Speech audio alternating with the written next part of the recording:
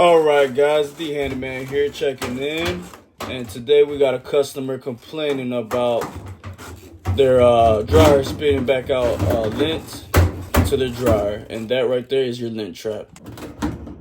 In my hand is the lint trap cover, and as you see, as soon as I put it in, it just won't stay in there flush. There's a little gap in between. And I'm smiling right there because that's not what you're supposed to use to take out the lint.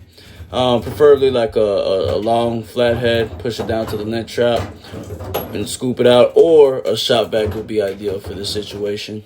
Suck all that lint out, prevent any future problems from happening. But I didn't have any of that right now, so I improvised with a toilet supply line, and it did the job. It's gotta be real long, but that's about a foot long toilet supply line. So all I'm doing right now is just pushing all the lint down to the lint trap chute down there, just enough so the cover can get in.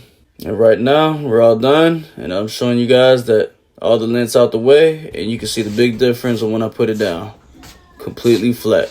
Alrighty, and I also want to show you guys another way that lint could be a problem is the duct line behind the dryer.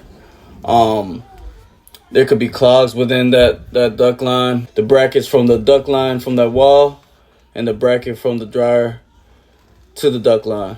Clear out all the lint. You want to clear out all the lint inside the dryer and inside that hole. Fuck that, not wait on nothing. Yeah. Took so many drugs. I'm juggling.